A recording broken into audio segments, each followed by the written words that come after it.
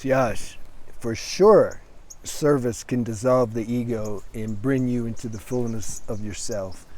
If, this is the disclaimer, if it's really in your heart, in your unfolding to go down that path.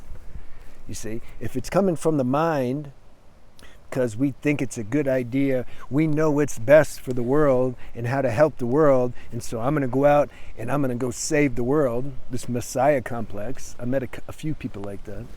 Of course, they don't know it. You never know it, you know. If it's like that, then no. Because then you're going to be in rivalry with people who don't support your cause. And you're justified. You're like, don't you know though, this needs to be done. We have to save the dolphins or the whales, like right now. We got to save the trees. You need to plant a tree every day. If you don't care about the environment or the universe or anything, and damn you. This is the inner feeling and dialogue that takes place sometimes. But karma yoga, which is another term for this, yeah, this is see, we don't choose this though. This is my point. You can't choose this. And it's not better. People like Mother Teresa, what's the guy's name? You know me, I'm bad with names. Neem Karola Baba or something. I'd say these are karma yogis.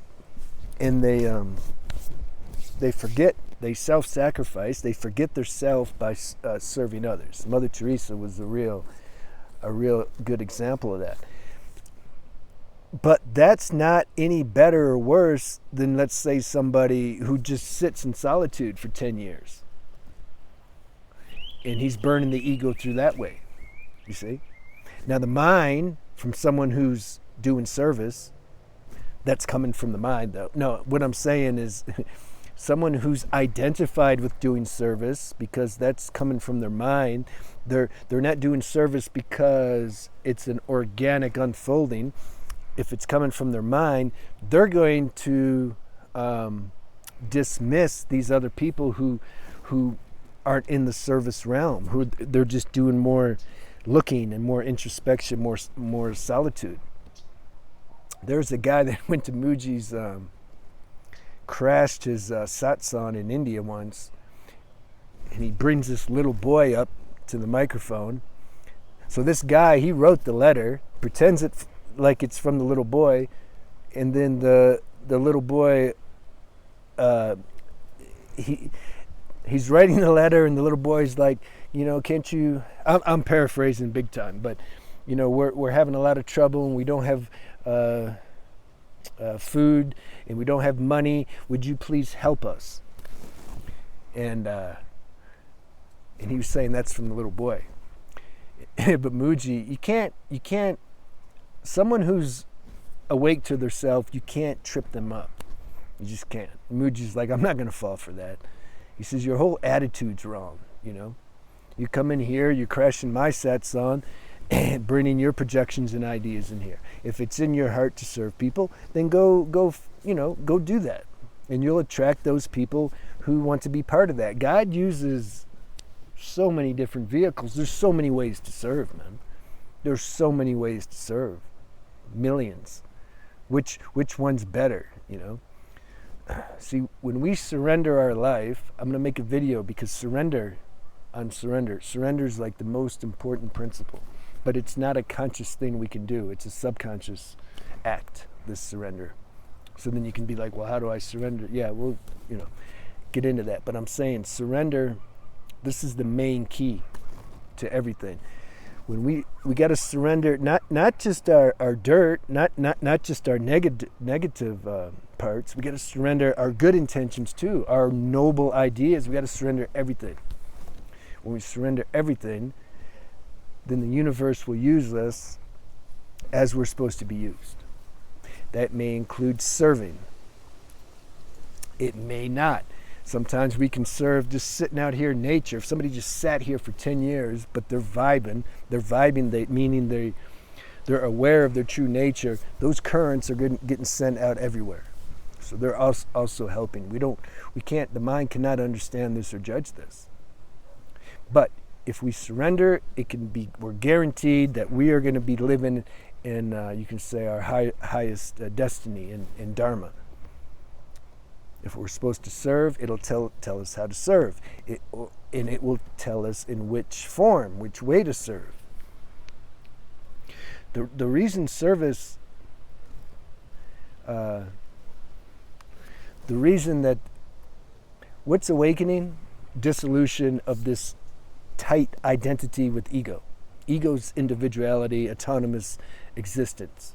Its essence is that, and there's nothing wrong with that. We couldn't exist if we wouldn't know that we existed if there wasn't this seeming ego, this seeming separation from the source, so that then we can taste the source. I've said this in many different ways. We need the ego.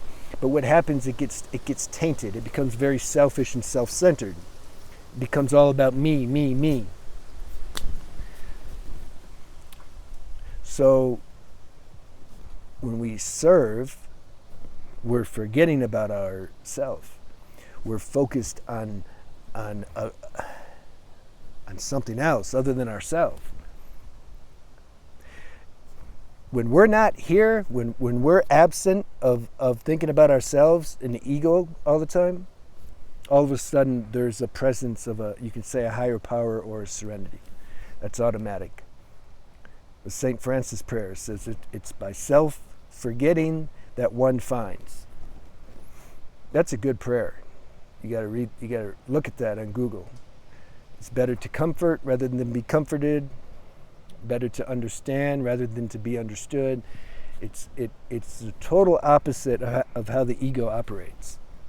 That can lead to an awakening because the consciousness, it realizes its own essence because it's not so identified now with the human ego. So when the consciousness breaks these ties of identity with the ego, it has nowhere else to go but back. It turns back on itself. And something becomes aware, it becomes self-aware. But see, that happens automatic. That's not something that we can't go out and say, okay, I got it now, the mind. I'm going to go serve. I'm going to go work at a soup kitchen and serve, and then I'm going to wait for this awakening. No, that's what I'm saying. It has to be organic and natural. The life force has to be doing this for you. You got to surrender, though, to know what that feels like and how that works. And when we're serving, we can't have expectations and projections. True service, true karma yoga, you can't be running the show. You've surrendered. God has you serving. And then maybe the mind will say, well, yeah, but this isn't, I'm serving, so therefore the situation should look different. I'm putting all this effort and work in, but things aren't working. I remember that movie, Machine Gun Preacher. And he was in Africa. He was a preacher. He was like Robert Duvall a little bit, an apostle. I like when they make these movies where the preachers aren't these really goody-goodies, you know. This preacher had a machine gun, and he went to Africa. This was when they were hiring, the people there had all these kids, with guns, they built an army just with kids and just ruthless, you know, just killing people like crazy. And he went over there and he was trying to help. I don't remember why he was there. What actually got him there. I don't remember the background, but he's there trying to help, and it wasn't working. People were still getting killed. Innocent people, you know. So now that would be an example of how the mind and ego would say, wait a minute now, I'm risking my life, I'm putting my whole heart in this, I'm trying to help the people, and they just keep getting killed. What's going on, God? Something's wrong here. You see, the mind has expectations and projections of how this should look, you see? Because it says, I'm doing this. I'm doing it. See, it's not that the universal flow's doing it. If you know the universal flow's doing it, the results aren't your business. You can't be worrying about the results. You're not even you're doing it. You see what I mean? Like, there's an appearance that you're doing it, but inside you know you're not doing it. I'm not making these videos. I'm just not. It looks like it. Looks like there's a body doing it. There's a sensation of me enjoying it, and that whole thing. But I did not choose to do this. I didn't sit down and say, well, what should I do now? Should I go to school and be a doctor, or should I go be a lawyer, or should I make videos on YouTube? No. I just found myself doing, I don't even know how it happened, to be honest with you. I'd have to actually think, like, how did this even start? Therefore, it's not my business, like, who's watching it, how many views I get, whatever the things are that people think about. I don't know what they are because I don't think about it. Whatever the big goals are and expectations that somebody would have if they made videos coming from their mind or ego.